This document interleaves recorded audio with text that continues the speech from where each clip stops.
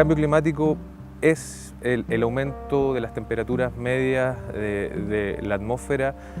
por emisiones de gases de efecto invernadero, pero sin duda esa es una dimensión de otros múltiples fenómenos asociados, fenómenos de degradación ambiental, como deforestación, cambios de uso de suelo, urbanización, que se concatenan con este fenómeno. La forma de representar este fenómeno, que para los científicos tomó casi medio siglo, ¿no? Desde los años 60 en adelante, ya es uno de los fenómenos que uno podría analizar desde un punto de vista social.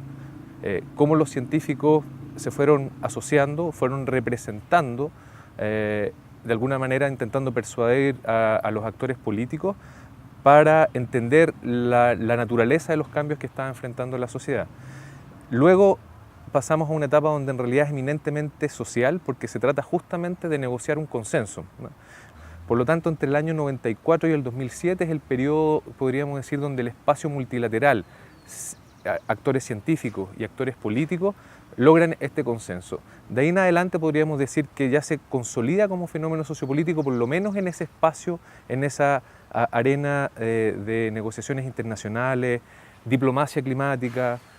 diplomacia de los países vinculadas a esto y, por supuesto, científicos que siguen trabajando a partir del panel intergubernamental de cambio climático sobre este tema, aportando creciente evidencia sobre el fenómeno. En lugar de enfrentarse a esas cuestiones climáticas con un arsenal tecnológico, pues tratemos de evitar que eso suceda en principio. Entonces, evitemos el monocultivo, aumentemos la cantidad de plantas por hectárea, que genera efectos muy positivos en la preservación del suelo, de la humedad del suelo, de la materia orgánica del suelo, que genera efectos muy positivos en las interacciones entre distintos tipos de habitantes de las fincas, de insectos, de mamíferos, de pájaros, en fin, que se relacionan de una manera mucho más intensa y que por efecto de esa intensidad se vuelven más resistentes o resilientes a la variabilidad climática. Y esa resiliencia no es solamente desde el punto de vista biofísico, ¿verdad?, de resistir un disturbio climático, sino que también se resisten disturbios económicos, por ejemplo, la subida del precio de los insumos, en fin, porque una cosa es cuando yo tengo un solo producto que depende de un solo mercado, ¿verdad? Estoy cultivando algodón, o estoy cultivando maíz, y otra cosa es cuando yo tengo en la misma finca y en los mismos predios, tengo maíz, calabazas, frijoles, hortalizas, ganado, todo, cercas vivas, en fin, que generan, digamos, una mayor estabilidad frente a cambios en los precios o a cambios sociales, de violencias, en fin, pero también frente a procesos del clima. En relación al cambio climático, comunidades y territorio y los espacios locales, es interesante porque podríamos decir que en una primera etapa el cambio climático fue un fenómeno que fue representado principalmente de abajo hacia arriba, es decir, por científicos, por políticos, que lograron discutir y consensuar la existencia de los cambios que estaban afectando al planeta y a la sociedad. En una segunda etapa, en un segundo momento, se empieza a prestar atención a ciertos fenómenos negativos de degradación ambiental, de deterioro ecológico, que estaban sufriendo vecinos, ciudadanos, territorios compuestos por comunidades rurales o indígenas, campesinos, campesinas, que estaban siendo afectados por estos fenómenos ambientales desde hace mucho tiempo, y eso abrió campo también para las ciencias sociales, que era el espacio natural donde nosotros teníamos que estar observando. No es que no se estuviera discutiendo y observando las transformaciones socioambientales, pero no necesariamente haciendo la vinculación entre cambio climático, comunidad y territorio. Ese fue un proceso que ahora decimos tiene 10 años o 15, pero no fue inmediato. La agroecología ha aceptado la complejidad del acto agrario, que no es solamente un problema de suelos, de materiales geológicos, o de tipos de semillas, o de tipos de fertilizantes que se usan en la agricultura, o de un tipo de útil tecnológico, un plaguicida, un tractor. No es un problema solamente de producción, que es el mundo en donde se ha desarrollado la agronomía, digamos, tradicional, en general, con de una manera que también históricamente es aceptable. Pero la agroecología parte de ese conocimiento de la agronomía general y coloca ese conocimiento en diálogo, por lo menos con dos grandes esferas. Una esfera que nosotros llamamos cultural,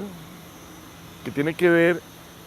con los símbolos que se manejan detrás de todas las actividades, con la organización social, económica, política y militar. Un mundo complejo que pasa por las formas de pensar, que pasa por las relaciones sociales del agricultor, entre sí, con su familia, con las instituciones, con el asistente técnico, que pasa por el comercio, que pasa por la economía, que pasa por el mercado. Y eso, lo interesante de eso es que se rompe la verticalidad, es decir, no son solamente tecnócratas y expertos los que nos están diciendo qué ocurre, sino que empieza a haber una mirada de la realidad territorial, ¿ya? ¿Qué ocurre en el campo? ¿Qué ocurre con los cultivos? ¿Qué ocurre con el agua? ¿Qué ocurre con distintas industrias extractivas que contaminan, degradan y que la gente se ve afectada? A ese proceso, en el lenguaje más técnico, le hemos llamado territorialización, ¿no? Es una forma de entender cómo estas transformaciones que ocurren en este espacio global tiene implicancias muy concretas en los espacios locales y son entendidas por las personas quizás en otro lenguaje, se visibilizan otras formas que son quizás distintas a las que prestan atención los científicos o el mundo político, que es el mundo más de la negociación diplomática del cambio climático. Y el otro gran bloque, digamos, de riesgos o de retos que acepta la agroecología es interpretar los lenguajes de la ciencia al tenor de lo que conocen los campesinos, los indígenas y los afroamericanos. Entonces, el reconocimiento de los saberes ancestrales, de qué es lo que conoce el agricultor, porque los agricultores están enfrentados todos los días a las plantas, a los insectos, a la mujer que tiene problemas, a la educación de los niños que hay que llevarlos al colegio, al intermediario. Entonces, todo ese conocimiento de los agricultores tiene que digamos, complementarse con el conocimiento que tienen los académicos, que es otro tipo de conocimiento.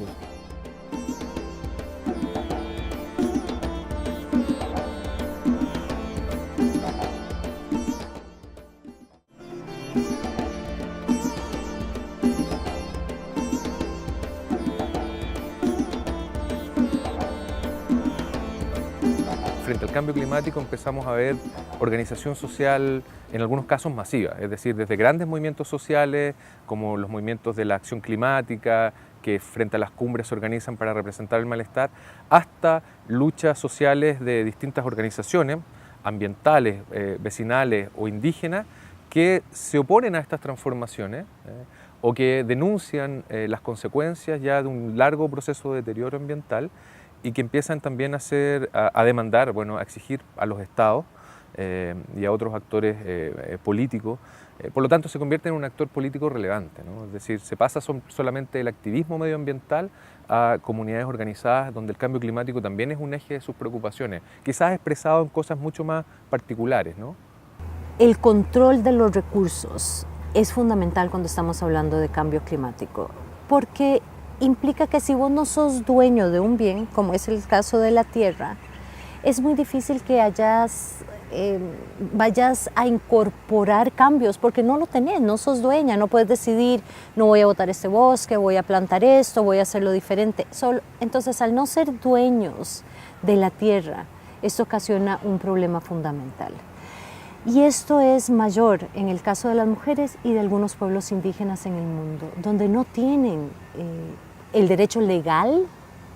es decir, el país no les da el derecho a tener tierra bajo su nombre. Tenés que asegurarte el control de los bienes, en este caso, por ejemplo, de la tierra, para poder avanzar en soluciones. Lo estamos viendo en el tema forestal, por ejemplo, lo vimos en Camerún, donde las mujeres no tenían derecho a tener tierra bajo su nombre. Fue gracias a una iniciativa de reducción de la deforestación y de la destrucción del medio ambiente que logramos convencer a los caciques de todo Camerún a que le permitieran a las mujeres tener tierras a sus nombres. logramos reformular la legislación nacional y ahora Camerún es uno de los países en el mundo, de los pocos, solo 28 países en el mundo, las mujeres y los hombres tienen el mismo derecho a tener tierras bajo sus nombres, pueden ahora contribuir a acciones que mitiguen y les permitan adaptarse al cambio climático. Como parte de la UICN, que es la institución con la que yo trabajo, veníamos trabajando ya con varias convenciones, con la Convención de Biodiversidad, con la Convención de Desertificación. Y cuando quisimos incorporar el tema de género en la Convención Marco sobre Cambio Climático, nos dimos cuenta que no podíamos ir solas, que era una ardua labor titánica en el convencer de estos temas sociales a quienes estaban manejando la convención, que en un momento determinado era sumamente técnica y que no se le veía el rostro humano, no se veía porque era importante hablar de participación ciudadana, muchísimo menos de género en ese momento. Es así como hace más de 10 años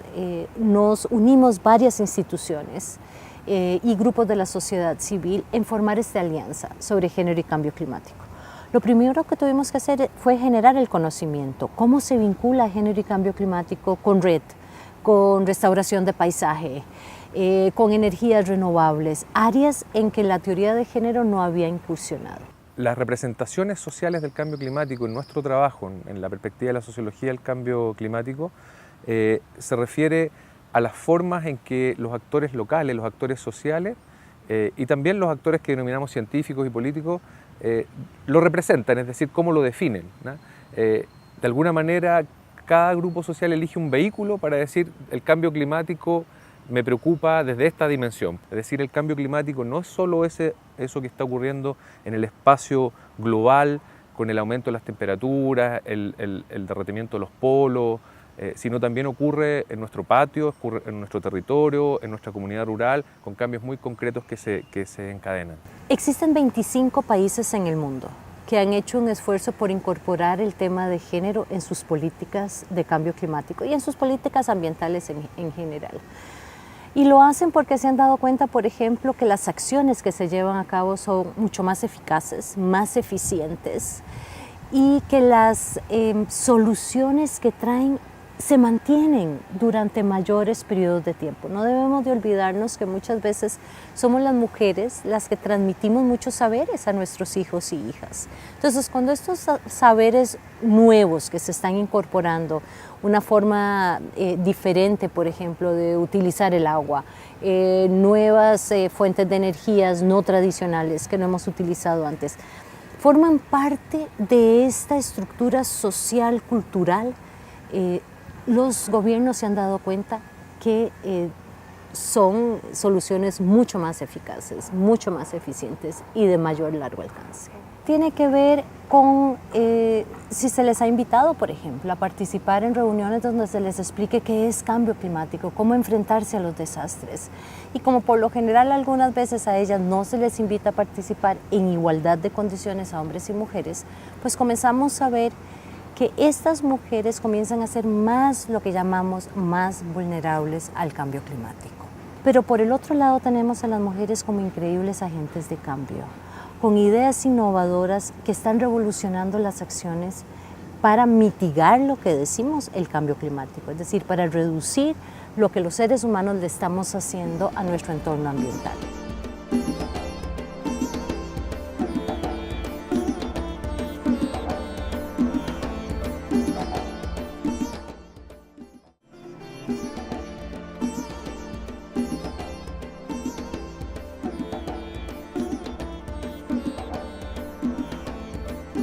En relación a las políticas públicas en América Latina, podríamos decir que los países latinoamericanos han tenido un comportamiento ejemplar en el espacio multilateral, lo que no significa un comportamiento ejemplar en el espacio territorial al interior de las distintas regiones subnacionales, ¿no? ¿En qué sentido ejemplar? Pienso a veces en el caso de Chile, pero otros países que toman cierto liderazgo en firmar los compromisos internacionales, en suscribir los convenios, en generar planes, estrategias de cambio climático. Hicimos hace unos 3 años una revisión y prácticamente todos los países de América Latina y el Caribe tienen estrategias o planes nacionales contra el cambio climático. Pero también en una aproximación general de estas políticas nos dimos cuenta que muy pocas de ellas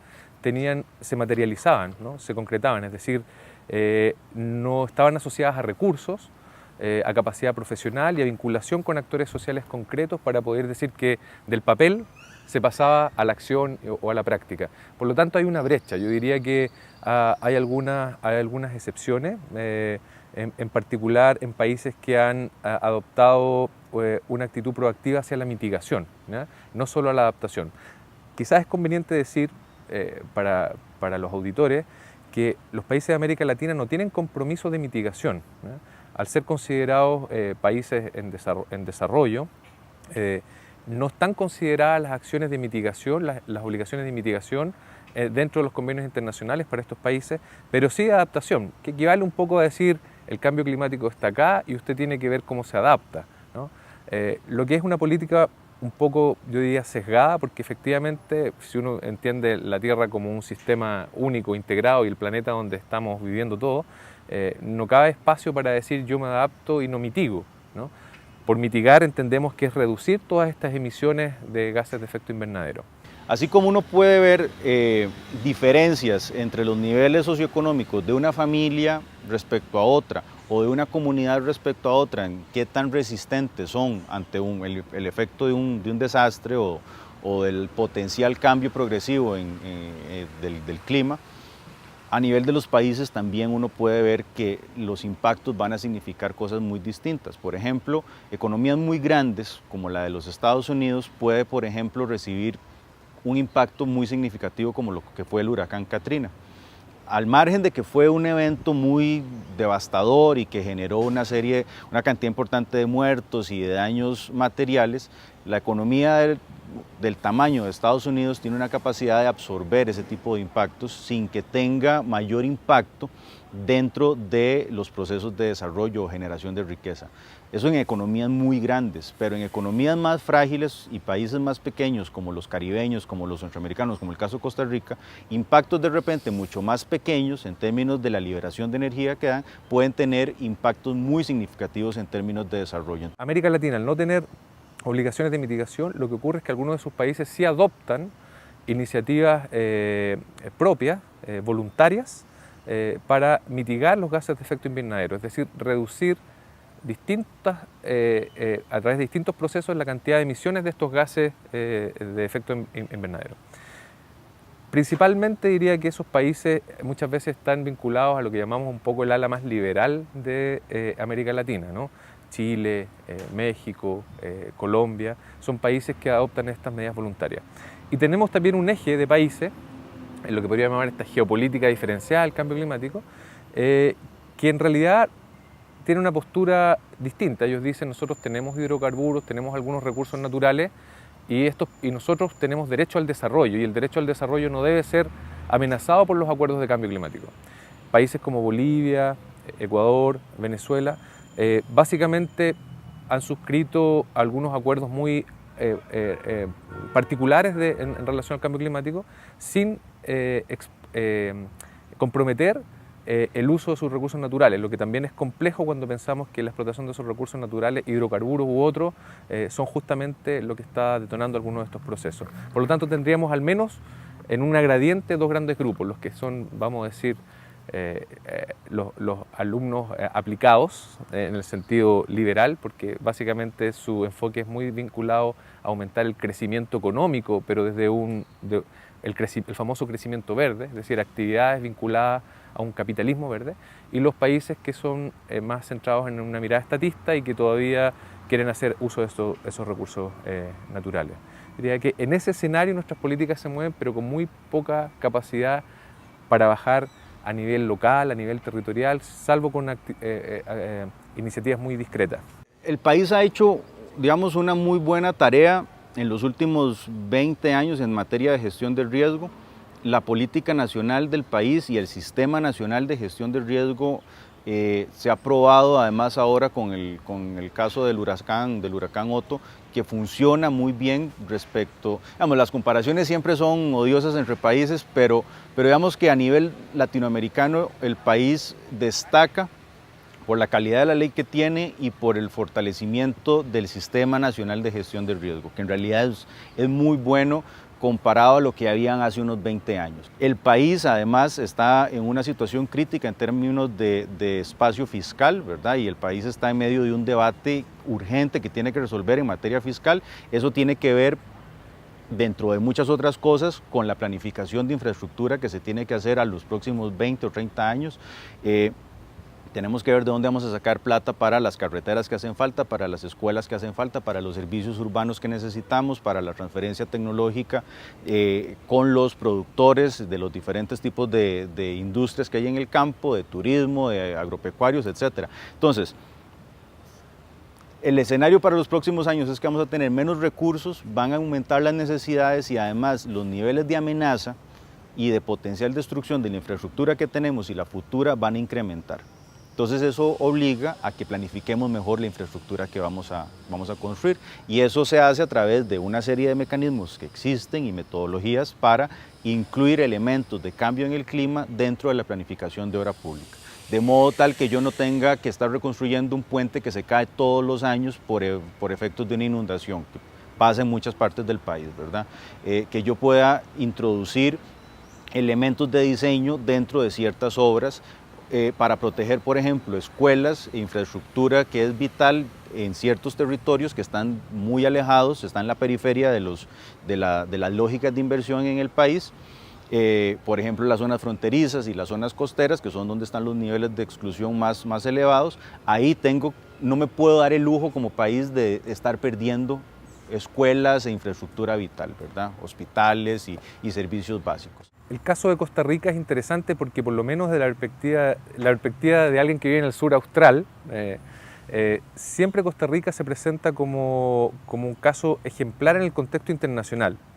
lo que probablemente